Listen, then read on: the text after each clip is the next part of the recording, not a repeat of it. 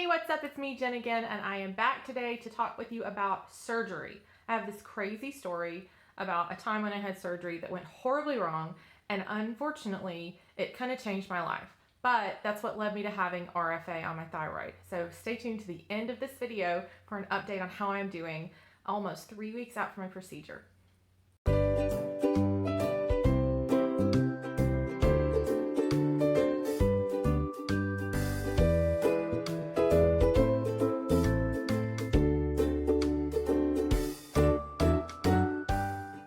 So ever since I announced that I had this giant nodule that was basically choking me, I've had plenty of people ask me, well, why don't you just have it removed? If I had something on my throat like that, I would want to have it taken out as soon as possible.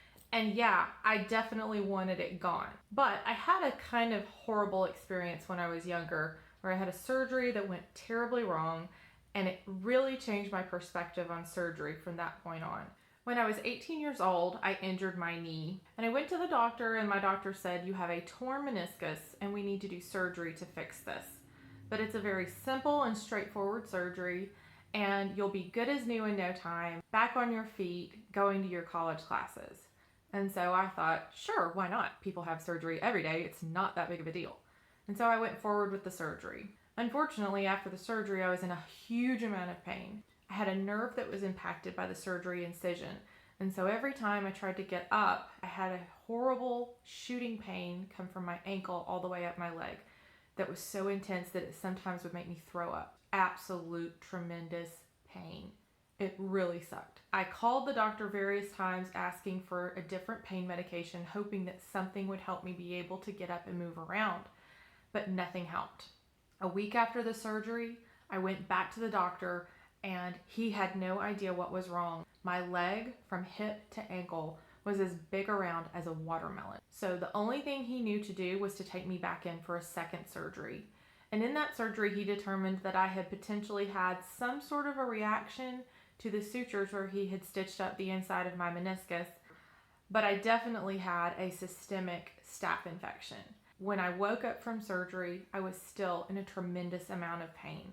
I ended up having so much pain that they could not manage that I ended up having an epidural. After a week in the hospital, I went home and just tried to reevaluate.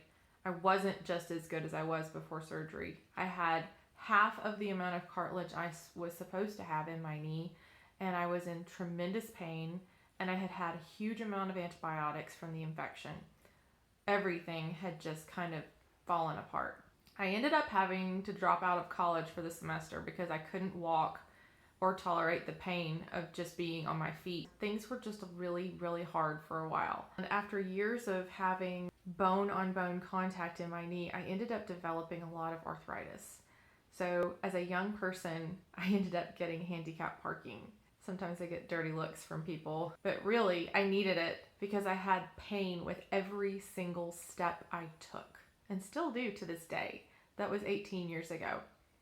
I actually had a lot of pain after my first baby, so much so that I went to a specialist and tried to find out if there was some way that he could fix my messed up knee. And he told me, your knee looks like an 80-year-old's knee, not the knee of an almost 30-year-old. And he told me that there really wasn't anything he could do to fix my knee because what I needed was a knee replacement. But I was too young to get a knee replacement, and that I really needed to wait at least 10 to 15 more years. But then the next thing he told me really kind of shook me. He said, you should never ever have surgery again unless your life depends on it, because the staph infection that you had after the first surgery will likely return with any subsequent surgeries. Now, I've mentioned this to doctors in the time since then, and I've had several of them not really take that seriously, but I took it seriously because I lived through the aftermath of that surgery, and it was really, really awful. I will do everything in my power to avoid that experience again. I wouldn't wish it on my worst enemy. Fast forward to this year, when I found out that this nodule was really compromising my breathing and swallowing, and my doctor says to me, you need to have surgery. It's a simple and straightforward procedure. We do them all the time. I couldn't shake the feeling in the pit of my stomach that this was just not the right decision for me personally. Mid-May this year, I had a urinary tract infection, and so my doctor prescribed me an antibiotic. It happened to be the same antibiotic that I took after I had the staph infection from my knee surgery. But after about 3 days of taking this antibiotic, I had an allergic reaction.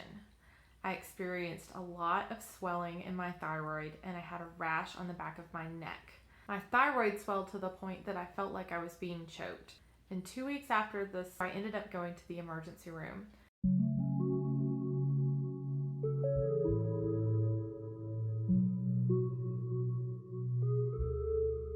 The image you're seeing is a CT scan of my neck taken at the ER. These are cross-section images and they move from top to bottom. In the first image, inside of the red circle, you'll notice my thyroid, which is larger on the left side, and the black spot, which is my airway. Moving forward in the images, you'll notice that the airway moves to the right as the nodule gets larger and pushes it out of the way. This shows what an impact this nodule has made on my breathing. Having this allergic reaction really opened my eyes to the potential risks of having a post-operative infection and not being able to treat it. Staph infection is actually resistant to many antibiotics, and because I am allergic to many antibiotics, that puts me into a position that I don't want to be in. In addition to my concerns about infections, I also had concerns about nerve damage. My leg has never been the same since I had this surgery. I have nerve damage in my leg now, and that causes all kinds of funny sensations and pain. I also never regained range of motion on my left leg, so that knee only bends 90 degrees.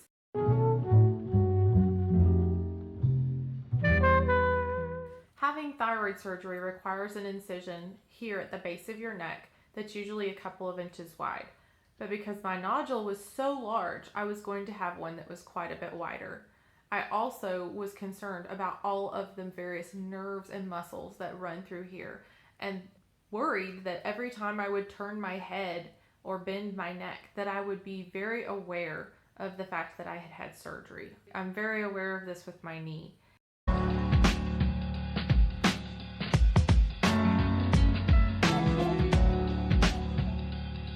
I don't feel like surgery is a wrong choice for many people, but there are people out there who are like me, whose surgery is not a wise choice. They need to know what alternatives exist to treat their issues. And if there is an alternative that works, that definitely needs to be what's done rather than surgery. Recently, I created a Facebook group called Thyroid, RFA, and PEI Testimonials, and that group is exclusively for the purpose of providing patient testimonials about these procedures and also resources on these procedures for people who are researching having them done and need to know more about them. If you have had one of these procedures, please consider joining the group and giving your testimonial there in order to help others. If you're looking for more information about these procedures, also please consider joining. There's a wealth of information there in the form of articles and medical journals. Social media is very powerful, and so I created this group as a tool to help bring people together who are looking for information about these procedures so that we can help each other find out what we need to know. In the past 24 hours, our Facebook group has grown from 11 people to over 40 people, and in that time I've seen a lot of posts from people just saying, I'm really desperately searching for some kind of alternative to surgery to treat these nodules. And this is just going to become a community of people supporting one another as they search for these answers. If you're looking for this kind of a community, please take a look. More details will be in the description below, as well as the link to join the group. Take a look.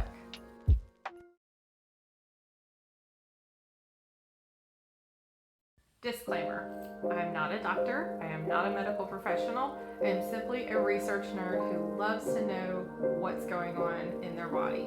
And so I've done a ton of research on these procedures, and I really just want to share that information with others and help them if they are searching for the same answers that I was.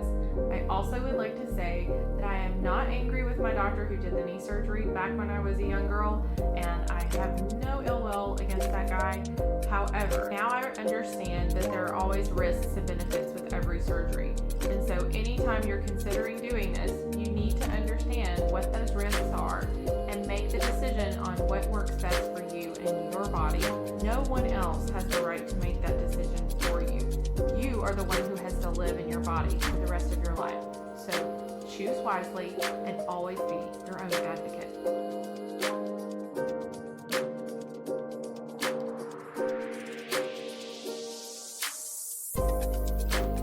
Okay, so I'm going to bring it in real close. Take a look. It's getting better. Getting smaller. I'm getting excited. As always, thank you for watching. I hope you enjoyed this video. If you did, give it a thumbs up. And don't forget to subscribe to my channel and hit the notification bell to stay tuned for more updates. I will be posting periodic updates of how I'm doing since I had this procedure done in mid-July. You don't want to miss any of those.